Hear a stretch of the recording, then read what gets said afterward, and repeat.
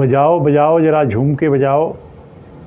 Loudspeaker 90 FM के studio में आज हमने रोटरी क्लब के अध्यक्ष महावीर प्रसाद कंडोई जी को आमंत्रित किया है।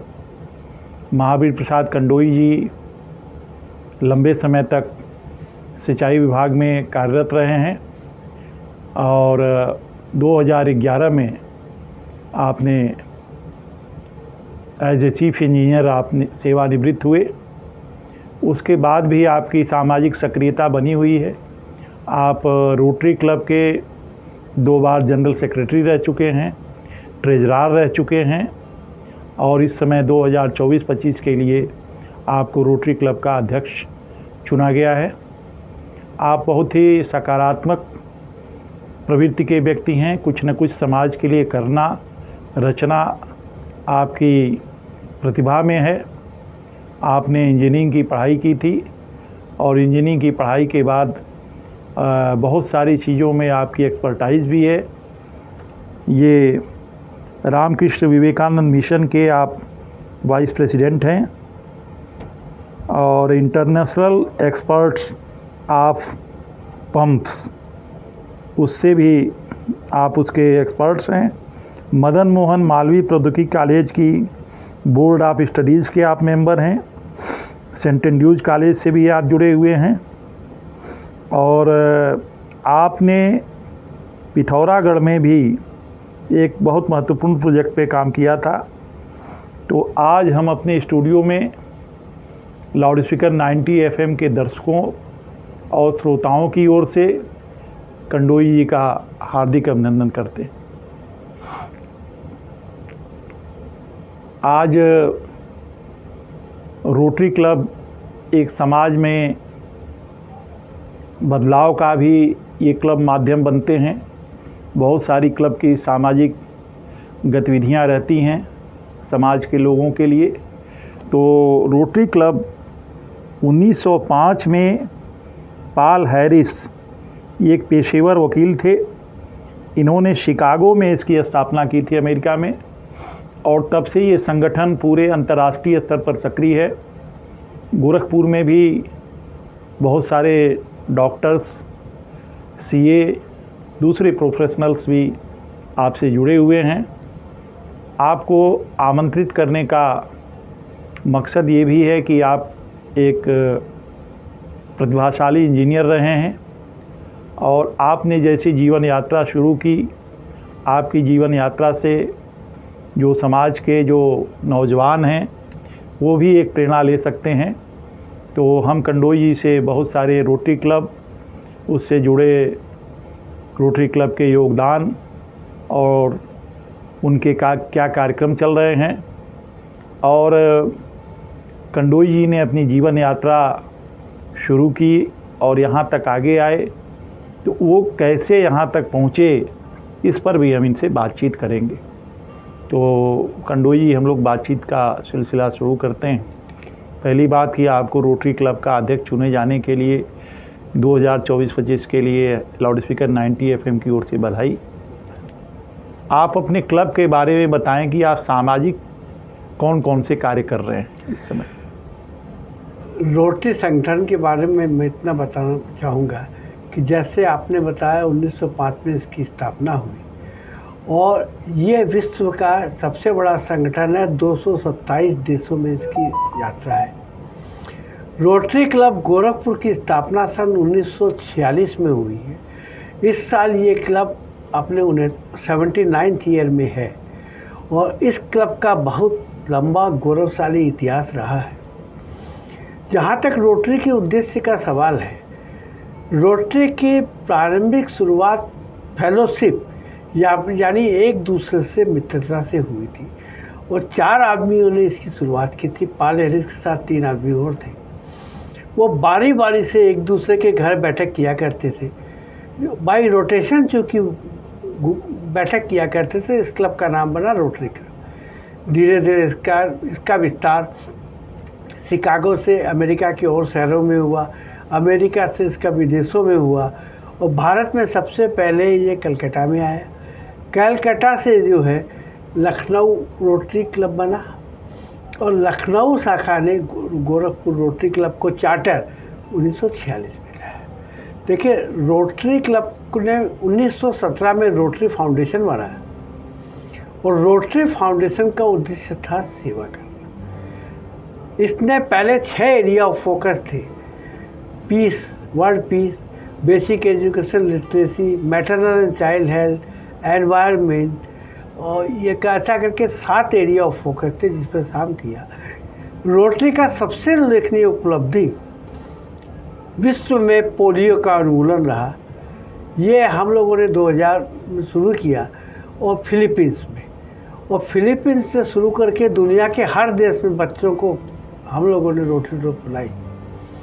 अब तक मात्र हिंदुस्तान में रोटरी संगठन 80,000 करोड़ रुपया खर्च कर चुका है पोलियो उन्मूलन के लिए, और हमें इस बात की खुशी है कि भारत पूर्णतः पोलियो उन्मूलन हो चुका है। खाली विश्व में खाली 2 देश हैं, पाकिस्तान और अफगानिस्तान, जिनमें अभी तक पोलियो मुक्त देश नहीं कहा जा सकता। हालांकि पिछले 2 साल में इनमें पोलियो का कोई केस नहीं आया, पर किसी देश में जब तक 3 साल तक कोई पोलियो का केस ना आए, हम उसको पोलियो उन्मूलन नहीं कर सकते। अब पोलियो उन्मूलन के बाद रोटरी का सबसे बड़ा ध्यान, जो सामाजिक विकास का आधार है, शिक्षा उन्मूलन कहूँगा मैं, उसके लिए लिटरेसी पे या साक्षरता में। आज दुनिया की 50% से ज़्यादा आबादी लिटरेट नहीं है, साक्षर नहीं है। हिंदुस्तान में भी अभी लिटरेट की रेट बहुत पुअर है।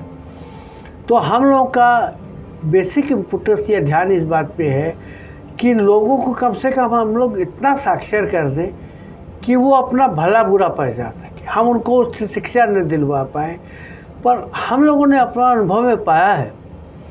उदाहरण के लिए, हम लोगों ने एक जगह जो कबाड़ी होते हैं, रद्दी बेचने वाले होते हैं, उनका अध्ययन किया। हमने पाया वो साक्षर नहीं है, और जो वो कबाड़ बीनते हैं उसका जो पैसा उनको मिलता है, उनको ज्ञान नहीं है क्या मिला जाए। तो उनको साक्षर बनाने का हम लोगों ने बीड़ा उठाया, और बच्चों में साक्षरता। ये गोरखपुर में कुछ कबाड़ी हैं जिनको आप लोग लिटरेट कर रहे हैं? नहीं, हम लोग एक संस्था दूसरे के माध्यम से, रोटरी उसमें काफ़ी मेंबर है, हम लोग लोथर बंदे के किनारे लगाए हुए हैं। तो वहाँ पर एक सरकारी स्कूल हम लोगों ने मांग रखा है, उसमें साक्षर कर रहा है। उसके बाद देहातों में 2-3 जगह हम लोग वो बच्चे जो किसी दशा में स्कूल नहीं जा सकते, उन बच्चों को हम लोग साक्षर करने का प्रयास। इस कड़ी में हम लोग का एक कार्यक्रम और है। मैं आपको बताना चाहूँगा कि रोटरी क्लब गोरखपुर में पिछले 2 साल में 26 सरकारी स्कूलों को हैप्पी स्कूल बनाया है। हैप्पी स्कूल का मतलब ये हो गया कि जिसमें ज़मीन पर बैठने वाले बच्चों को डेस्क बेंच दी, हमने क्लासरूम में पंखा लगाया, पीने का स्वच्छ पानी दिया, कंप्यूटर की स्मार्ट क्लास दिया। हम लोगों ने जब अध्ययन किया तो ये पाया कि बच्चियाँ जब प्यूबर्टी की एज में पहुँच जाती है तो टॉयलेट ना होने के कारण वो स्कूल छोड़ देती है। उनके लिए टॉयलेट बनाया। ये भी अध्ययन में हम लोगों को पाया गया कि बिना पानी के टॉयलेट बेकार है, तो उन टॉयलेट्स के लिए हम लोगों ने राउंड द क्लॉक पानी की सप्लाई दी, ये सब सुविधा दी। और आज स्थिति ये है कि उन स्कूलों में हम लोगों के 3 एम थे। किसी भी शैक्षिक संस्थान को हम लोग अपनाने हैं तो उसमें रोटरी का टारगेट 3 रहता है। फर्स्ट, इंक्रीज इन एनरोलमेंट, कि बच्चों की संख्या में बढ़ोतरी, और दूसरी सबसे बड़ी प्रॉब्लम है लेस ड्रॉप आउट। होता क्या है, बच्चे एडमिशन ले लेते, एडमिशन लेके वो छोड़ के चले जाते हैं। तो अगर उनको शैक्षणिक वातावरण अनुकूल मिलेगा तो वो छोड़ के नहीं जाएंगे। और दूसरी चीज़ है कि अब आज स्थिति है कि 26 स्कूल में 100 बच्चे नेशनल स्कॉलरशिप पा रहे हैं जिनको इंटरमीडिएट। ये 26 स्कूल गोरखपुर के हैं? ये गोरखपुर के चरगावा ब्लॉक में। अच्छा, चरगावा ब्लॉक के? चरगावा ब्लॉक के 26 स्कूल है। और हमारे जो बाहर से अतिथि आते हैं विजिट करते हैं, वो ये कहते हैं कि इन स्कूल लखनऊ या गोरखपुर के किसी भी कॉन्वेंट स्कूल से बेटर। ये एक रोटरी स्कूल जो यहाँ शिवपुर शहबाजगंज में है, ये भी आप लोग इसको। हाँ बिल्कुल, मैं उसकी दास्तां आपको ये बताऊंगा कि इस रोटरी स्कूल का निर्माण 1964 में इसका हुआ था। इसका निर्माण हुआ था। अच्छा, शहबाजगंज वाला। हाँ, बाद में उसको जो है बेसिक शिक्षा विभाग ने ले लिया। अब इसका परिचालन वगैरह सब बेसिक शिक्षा विभाग से हर स्कूल की तरह हो रहा है। और हम लोग हर साल इसमें स्वतंत्रता दिवस, गणतंत्र दिवस मिला के इसकी छोटी मोटी आवश्यकता होती है वो पूरी कर सकते हैं। अभी हाल में इसका पूर्ण जीर्णोद्धार हो रहा है। वो रोटरी ने ये काम रोटरी करा रही है? नहीं, रोटरी नहीं करवा रही है। देखिए, रोटरी फाउंडेशन में एक चीज़ है, हम लोग स्कूलों की शिक्षा के लिए जो भी काम करते हैं, हम लोग सिविल वर्क के लिए कोई पैसा नहीं देते। रोटरी फाउंडेशन उसी कार्य के लिए पैसा देती है जिसको 5 साल बाद आके भी चेक कर सके। तो वो डेस्क, बेंच, स्मार्ट क्लासेस सबके लिए देती है। तो हम लोगों ने GDA की मदद से उस स्कूल का जीर्णोद्धार कर रहे हैं। और उसका जब जीर्णोद्धार हो जाएगा तो रोटरी क्लब अपने साधनों से उसको पूर्ण आधुनिक स्कूल, यानी डेस्क, बेंच, पीने के पानी, जो भी आवश्यकताएं उसमें होगी, वो रोटरी क्लब पूरा करेगा, जैसे बच्चों को उच्च गुणवत्ता की शिक्षा मिले। आपने ये बताया कि चरगावा ब्लॉक के 26 स्कूलों को आप लोगों ने टेक ओवर किया। हाँ। तो क्या हर साल के लिए ये अलग अलग ईयर के लिए करते हैं या? ऐसा है, हम लोगों ने एक रोटरी फाउंडेशन का MOU होता है बेसिक शिक्षा विभाग से। उसमें रहता है कि जब हम पूर्ण करके हैंडओवर कर देंगे, उसके बाद इसका रख रखाव देखना बेसिक शिक्षा विभाग की जिम्मेदारी। तो इस MOU में जब हमारा काम पूरा हो गया तो हमने समस्त सामग्री की प्राप्ति टीचर्स के उनको हैंडओवर कर दिया। उनका रख रखाव वो कर रहे हैं। हम लोग समय समय विजिट करते थे। पिछले साल क्या हुआ, बच्चों की संख्या में बढ़ोतरी होने से जितनी डेस्क बेंच हम लोगों ने दी थी वो डेस्क बेंच कम पड़ गए। तो हम लोगों ने 650 बच्चों के लायक डेस्क बेंच उन स्कूलों को रोटरी दे दी।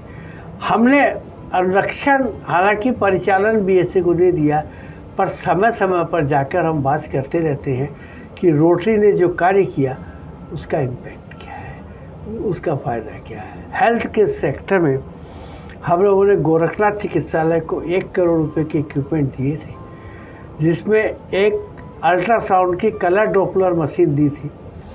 वो इस समय पूर्वांचल की सबसे आधुनिक मशीन है और उसमें इतनी सुविधा है कि उससे मेमोग्राफी यानी स्तन कैंसर की भी जांच हो सकती है। और एक हम लोगों ने एक्सरे मशीन दी थी, वो भी पूर्वांचल की अत्याधुनिक एक्सरे मशीन है। 60 लाख की वो एक्सरे मशीन है, 40 लाख की अल्ट्रा मशीन है।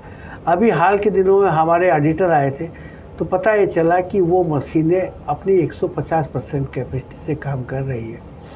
और गुरु गोरखनाथ चिकित्सालय से हमारा ये MOU दस्तखत हुआ था कि वो खाली यूजर रेट चार्ज करेंगे, प्रॉफिट नहीं।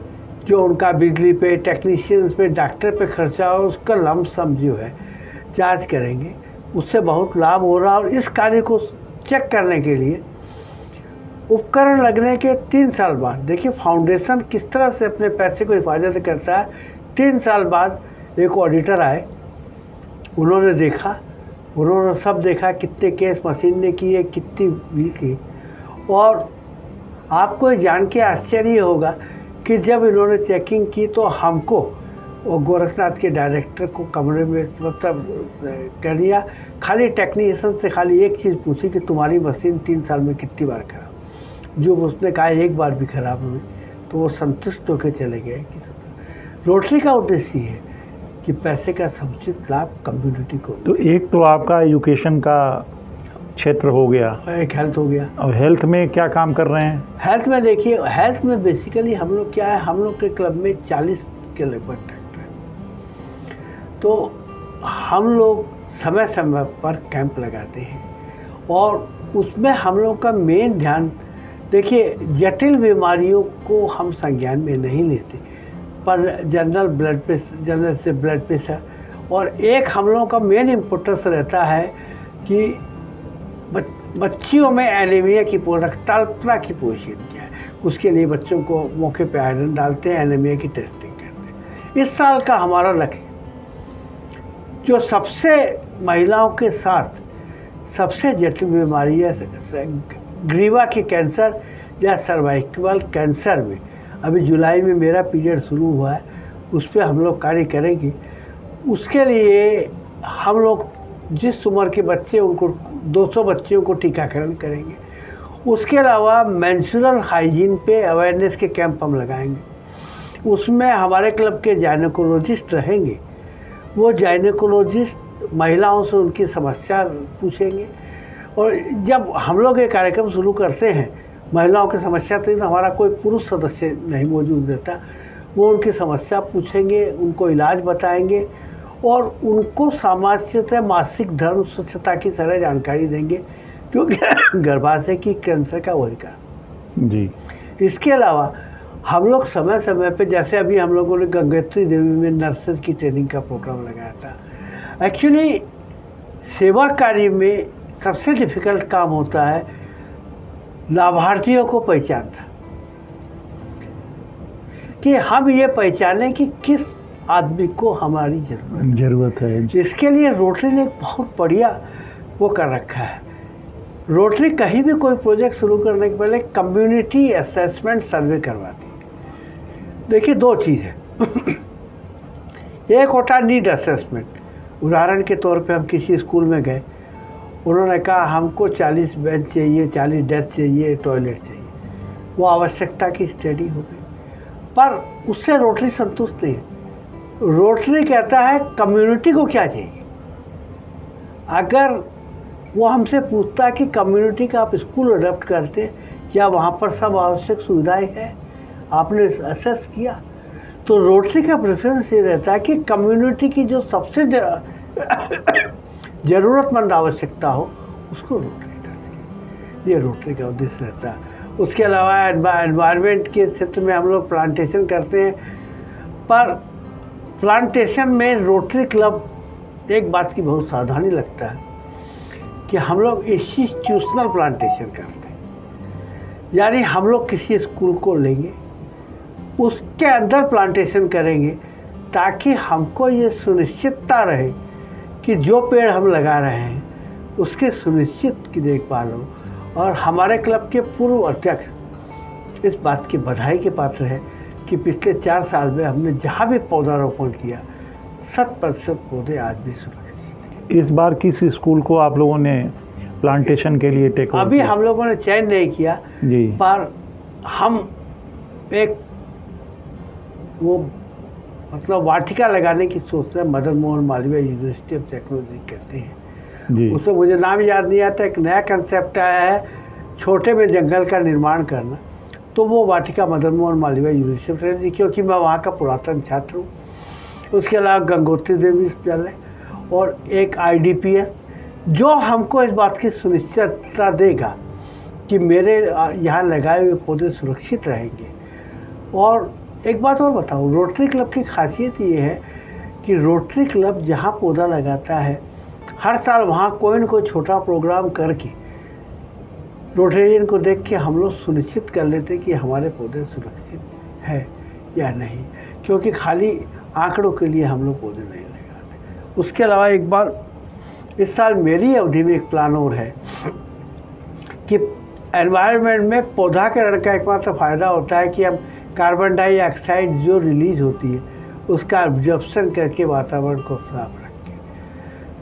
पर हमारा ये उद्देश्य है इस साल रोटरी का कि हम ये जागरूकता करें कि वातावरण में प्रदूषण कम। देखिए, इसके बारे में बहुत जागरूकता प्रदर्शन है। मैं स्टैनफोर्ड और हार्टफोर्ड में लेक्चर देने जाता हूँ अमेरिका में, तो मैंने वहाँ पर एक किताब देखी, उसमें ये भी एनालिसिस किया था कि अगर आप 2 घंटा डेली मोबाइल यूज़ करते हैं तब भी वातावरण में कितना कार्बन डाइऑक्साइड रिलीज करते हैं। हमारा प्रोग्राम ये है कि हम अवेयरनेस खासकर युवा पीढ़ी को ये बताएं कि आप कैसे अज्ञात स्रोत हैं जिससे भी वातावरण में आप ऑक्सीजन वो कार्बन डाइऑक्साइड कर रहे हैं, आप वातावरण को प्रदूषित कर रहे हैं। आप मोबाइल चला रहे हैं कि इससे क्या वातावरण प्रदूषित होता है, पर आप ये जानिए कि आप इतना कार्बन एमिशन रिलीज कर रहे हैं। वो क्या होगा।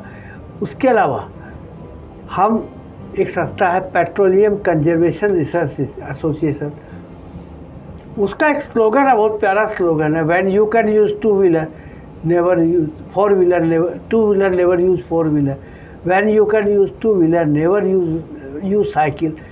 तो इसका मतलब ये है कि जनता में जब जागृति हुई तो अब एक बहुत आंकड़ा है कि हम लोग की लाल बत्ती है, लाल बत्ती पे अगर गाड़ी स्टार्ट रखे तो हम कितना वातावरण में कार्बन प्रदूषण करते हैं।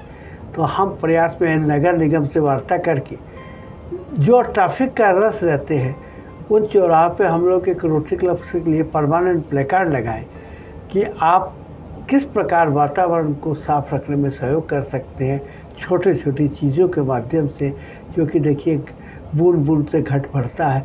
हम बड़ी परियोजना नहीं चाहते। और एक चीज़ है, रोटरी का 1907 के आज तक का अनुभव है कि जो हम करते हैं वो प्रत्यक्ष दिखाई देता है, पर जो हम जागरूकता पैदा करते हैं और हम किसी व्यक्ति के मन में कोई बात उसके मन में अंतर सात कर देते हैं, उसके मन में बैठा देता है, उसका दीर्घकालिक प्रभाव होता है। तो रोटरी की इच्छा ये रहती है कि हम लोग दीर्घकालिक प्रभाव करें और ऐसा काम करें। इसी प्रकार मैटरनल एंड चाइल्ड हेल्थ में हम लोग कार्यक्रम कर रहे हैं, मेडिकल ट्रीटमेंट में हम लोग कैंप लगाते हैं। पर ये कैंप हम लोग लगाते हैं और एक्चुअली रोटरी का एक ही उद्देश्य है कि जिस कार्य का पॉजिटिव इम्पैक्ट सोसाइटी पे पड़े, सकारात्मक, आप करिए काम, पर उसको आपको रोटेरियन के लिए ये जानना जरूरी है, एक अध्यक्ष के लिए मेरे लिए ये जानना जरूरी है कि रोटरी के काम का क्या सकारात्मक इंटरेस्ट पड़ा। और मैं कार्य करने के पहले ये अवश्य देखना चाहूँगा सकारात्मक इंटरेस्ट करेगा। अभी जुलाई से मेरा पीरियड शुरू हुआ है। इस साल तो हम एक विशेष आयोजन करने जा रहे हैं। एक इंटरसिटी होती है, हमारे 80 क्लब के रोटरियाँ इकट्ठा करेंगे। उसके बाद सर्वाइकल कैंसर और अभी हम विकलांग कल्याण अधिकारी से बनेंगे। हमारा एक रोटरी की पूना ब्रांच है, वो आर्टिफिशियल लिम्स देता फ्री ऑफ कॉस्ट, और उसमें वो लिम्ब भी वो प्रोवाइड करता फ्री ऑफ कॉस्ट जो बैटरी ऑपरेटेड रहता है, जिसमें आदमी एकदम नेचुरल हाथ की तरह काम करेगा। उसके लिए विकलांग कल्याण अधिकारी से आइडेंटिफिकेशन करवा रहे हैं, पर आइडेंटिफिकेशन में ज़्यादा बेनिफिशरीज हमको मिले नहीं, क्योंकि वो कम से कम 150 आदमियों पे लेके आते हैं। उसके लिए हम प्रयास रहते हैं, ना हो तो आसपास के ज़िलों में जाएंगे, क्योंकि आसपास के ज़िलों से कांटेक्ट करके और सफिशिएंट नंबर के हमारे पास हो जाएंगे तो हम गोरखपुर में एक कैंप लगा के अपना दायरा 7-8 क्लबों से मिलकर करेंगे। उसमें भी यही सवाल है कि ये कार्यक्रम 3 फेज में होता है। पहले हम इनको पहचानें, फिर एक बार टीम आएगी जो इनका नाप करे, और फिर तीसरी बार इनको तो ये काम करेंगे। और वैसे अगर रोटरी के आयाम इतने हैं कि हम 7 दिन 24 घंटा काम करें तो उस काम के लिए कमी नहीं है।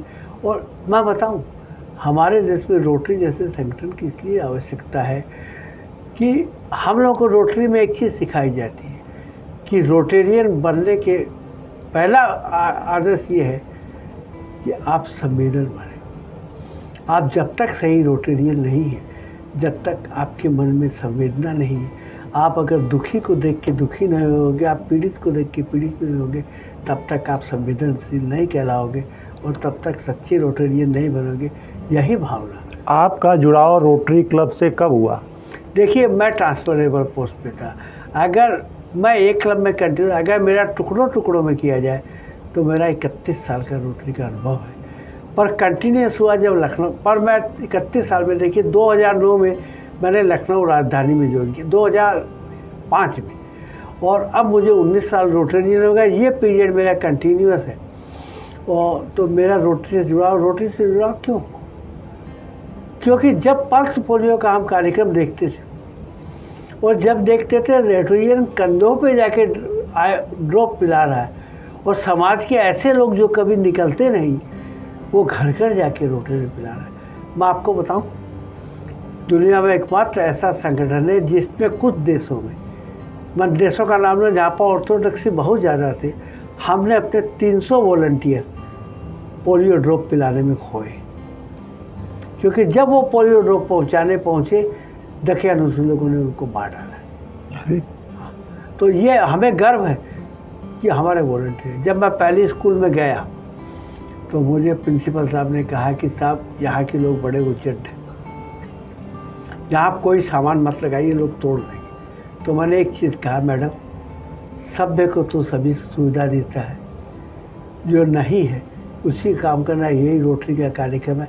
तब मैंने एक चीज़ कही, मैं उस संस्था का सदस्य हूँ जिसके 300 आदमी पोलियो में अपनी जान खो सके। तो हमारी सदस्यता भावना, हमारा मोटो है service about self, people of action. और अब इस साल एक नया आया है, डाइवर्सिटी, इक्वलिटी, इंक्लूसिवनेस, विविधता, समानता, समावेशिता। यानी हम हमारे क्लब जो हो उसमें विविधता हो। और हमारा रोटरी क्लब 80 साल पुराना क्लब है, इस बात पे प्राउड है। मैं अगर 73 ईयर का हूँ तो 26 साल का मेंबर है। हमारे में हर धर्म भाषा के लोग हैं। इक्विटी, सब में समानता है, और समावेशिता, हम सबको समावेश करते हैं। ये इस साल का 2 साल से स्लोगन चला, इसी फार्मूले पे हम काम कर रहे हैं। जी, आपने अपने सर्विस सेवा काल के दौरान हाँ पिथौरागढ़, हाँ उसका कुछ नाम, पिथौरागढ़, क्या वो कोई पीठ है क्या वहाँ? नहीं, अच्छा देखिए ये तत्कालीन उत्तर प्रदेश का एक जिला था पिथौरागढ़ जी।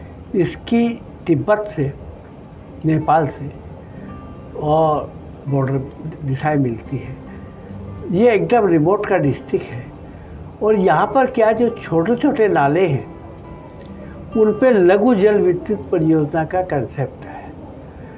मैं इरिगेशन डिपार्टमेंट में था और मेरे दिमाग में एक इच्छा थी कि मैं दुनिया के सबसे दुर्गम इलाके में काम करूं। इस शौक को लेके मैं वहाँ पे गया डेपुटेशन में, और वहाँ पर आपको ताज्जुब होगा कि मैंने -32 डिग्री सेंटीग्रेड में कंक्रीटिंग का काम किया। और हम लोग जब कंक्रीटिंग करते थे, एक अभिनव प्रयोग था, अपने पाँव में याक का मक्खन लगा के काम करते थे। याक का मक्खन ऐसा इंसुलेशन देता था कि हम लोग को ठंड नहीं करते थे। और दुर्घटना, एकदम वो दुर्घटना हमारे जीवन का अभिन्न अंग थी, पर एक ही चौपाई ने हमको संबल दिया हमेशा, कौन सो काज कठिन जगमाही, जो नहीं तो होता तुम पाई। मैंने अपनी पहली परियोजना जो उद्घाटन हुई, जिसमें 1700 फीट ऊपर से हम पानी लाते थे, और जब पाइप टेस्टिंग करते तो बताया गया कि इसमें अगर कोई लीकेज होगा, उसके सामने अगर आदमी पड़ जाएगा, कट जाएगा पानी। तो उस परियोजना पे मैंने यही लिखवाया कि कौन सो काज कठिन जगमाही, जो नहीं होता तुम पाई। और जब मेरा स्टाफ निराश होके, एक्सीडेंट होके या कहता था आप मेरे मान कर रहिए, मैं कहता था उस चापा पढ़ो, तुमको प्रेरणा मिलेगी। ईश्वर की दया से मैंने दुनिया के हाईएस्ट साइड की लिफ्ट बनाई। एक बार बताऊं, प्रकृति के आगे कोई नहीं जा सकता। जो भयानक आपदा उत्तराखंड में आई थी, मेरे 3 परियोजनाएं बह गई। अब वहाँ पर दुनिया के सबसे दुर्गम इलाके में बिजली थी। धारचूला अंतिम शहर है, वो मेरा हेडक्वार्टर था। और वहाँ के लोग, चूँकि आप जानते हैं क्या करते सब, नेपाल में बिजली है, हमारे यहाँ बिजली नहीं है। तो हमें इस बात का सौभाग्य है कि मैंने दुनिया के सबसे दुर्गमतम इलाके में 24 घंटा बिजली दी। और उन लोगों ने इन्वर्टर या वोल्टेज डिवीजन लगना पड़ता। वो एक शौक था मेरा, एक जुनून था। वो हाइड्रो प्रोजेक्ट था कोई? वो मिनी हाइड्रो प्रोजेक्ट था। उसमें क्या होता, छोटे से जो नाले हैं उनके ऊपर हम लोग नहर बना के पाइप लाते थे और नीचे टरबाइन लगा के चलाते थे, और उसके बिजली को हम लोग हाइडल की ग्रिड में जोड़ लिया करते।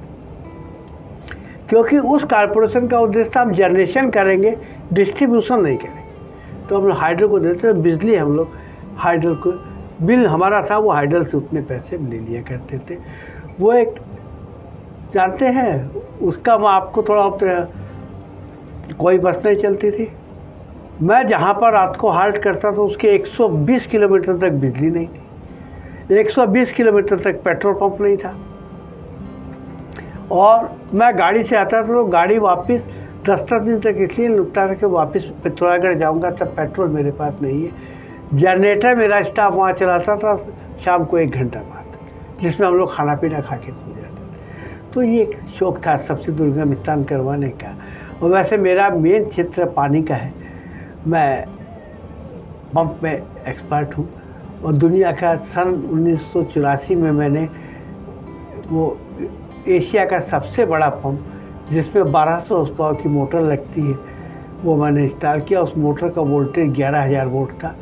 मुझे बताया गया कि अगर ज़रा से भी सर्किट में गलती होगी तो ये मोटर जलेगी नहीं, ये ब्लास्ट करेगी। भगवान जानते हैं, पहला बटन दबाया उस समय मेरे हार्ट की बीट बाहर मेरी कमीज के ऊपर से नहीं। खैर, ये ज़िंदगी का पार्सल है। देखिए, रोटरी ने हमको एक ही चीज़ सिखाई, और मेरा जो भी अध्ययन एक चीज़ सिखाई कि हम लोग 60 साल की उम्र में सेवानिवृत्त हो गए। हम लोग पृथ्वी पे बहुत बोझा बन के रहे। अब वो समय है जो हमने सीखा है वो दें, और देने के लिए सबसे सरगम माध्यम है आने वाली पीढ़ी को दें। मैं कई संस्थाओं से संबद्ध हूँ, तो हमारा उद्देश्य है यूथ आने वाला भविष्य, और अगर यूथ की हम मदद नहीं करेंगे, यूथ में जागरण नहीं करेंगे, तो हम संभवतः चाहे जितने कैंप लगाएं, चाहे जितने फ़ोटो खिंचवाएं, चाहे जितना और रहे, हमारा उद्देश्य पूरा नहीं है। अगर अब 1 साल के कार्यकाल में मैं 100 युवाओं को अलग अलग विधाओं में प्रशिक्षित कर पाया, तो शायद मेरे कार्यकाल की सबसे बड़ी सफलता ये है कैंप वगैरह की, और इसी लक्ष्य को लेके मैं कार्य कर रहा हूँ। युवाओं के लिए आप विशेष रूप से फोकस कर रहे हैं। हाँ, युवाओं पर आपका विशेष रूप से फोकस है। हाँ। तो एक बात ये है कि आज का जो युवा है, हाँ, उसके सामने एक अलग तरह की चुनौतियाँ हैं। उनके सामने जो पहले का आपने जब जीवन यात्रा शुरू की होगी, आप आज़ादी के 3 या 4 साल बाद पैदा हो गए थे। उस समय का जो हिंदुस्तान आपके सामने बना हुआ, हाँ, आज तक जो दिख रहा है, लेकिन आज का युवा कुछ अलग सोचता है, करने की भी कोशिश करता है, लेकिन कभी कभी उसके अंदर एक हताशा भी आती है। तो उन युवाओं के लिए आपका क्या संदेश है? देखिए, मेरा संदेश ये है कि हमारे भूतपूर्व राष्ट्रपति एस राधाकृष्णन ने बात की थी।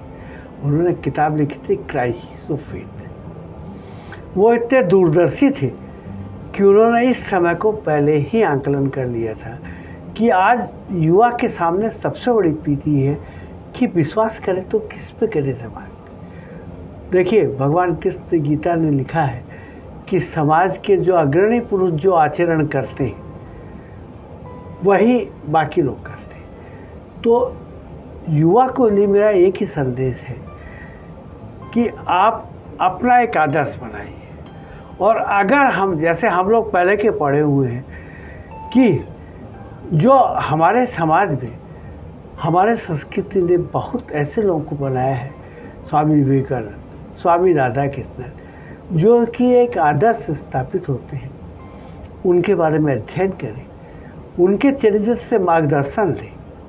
देखिए, एक होती है आत्मकथा।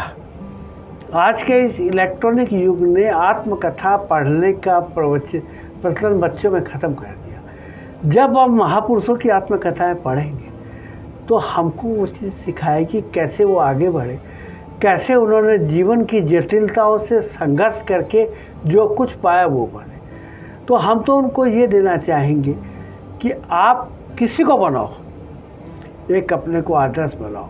हम रोटरी में क्या कर रहे हैं? हम आदर्श है नहीं, पर हम जब रोटरी में युवाओं को कुछ कहते हैं तो हम अपने आप को एक आदर्श के रूप में प्रतिस्थापित करते हैं, और जब बोलते हैं तो कहते हैं हम जो बोल रहे हैं उसको आप फॉलो करो। तो जिस दिन युवाओं को आदर्श के रूप में प्रतिस्थापित करेंगे, वो प्रतिष्ठित करेंगे, मैं उनको ऐसा ही दूंगा।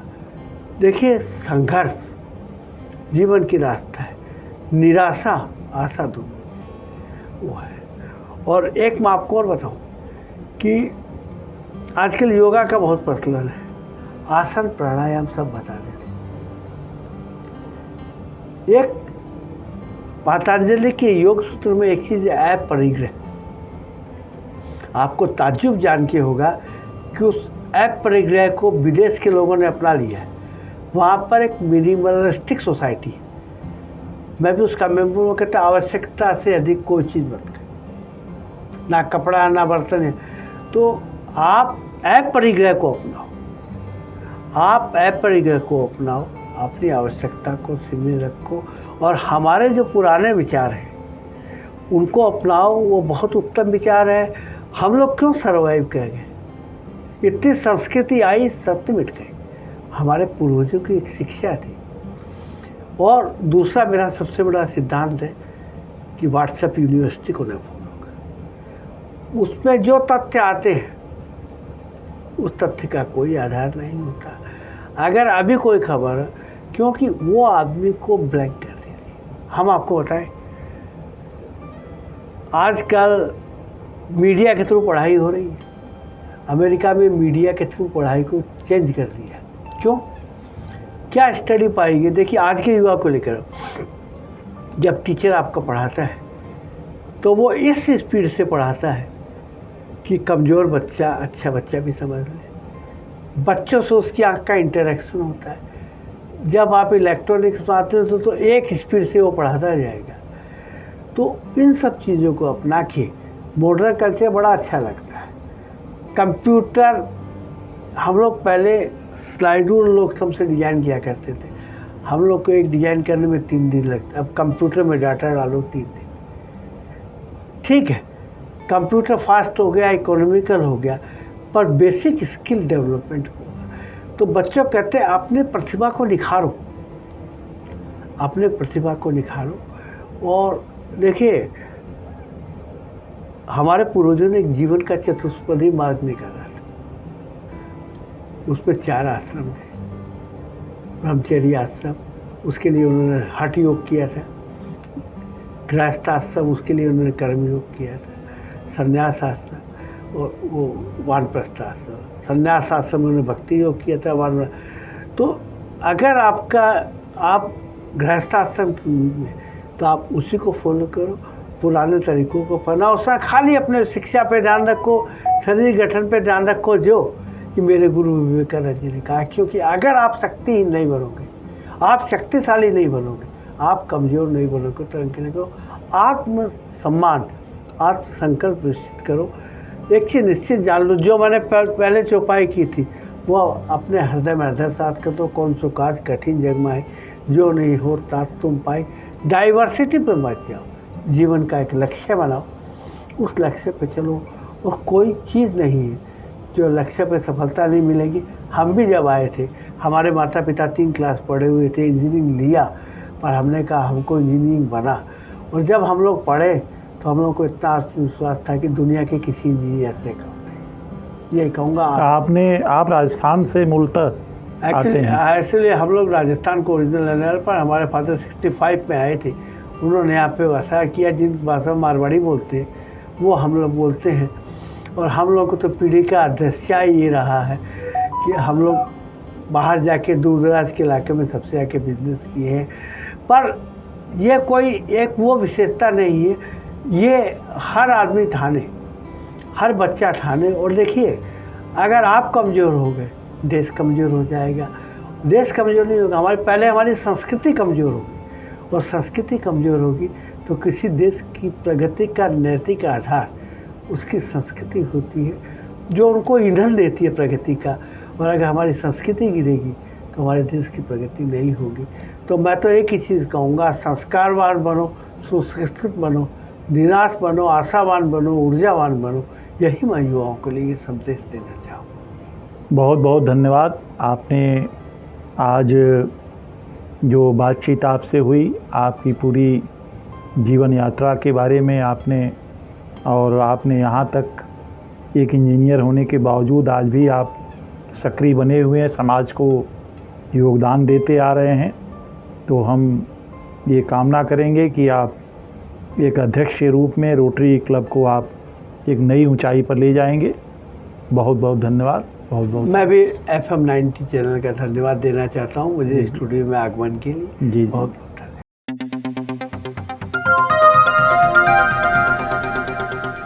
बजाओ जरा झूम के बजाओ, बजाओ बजाओ जरा झूम के बजाओ।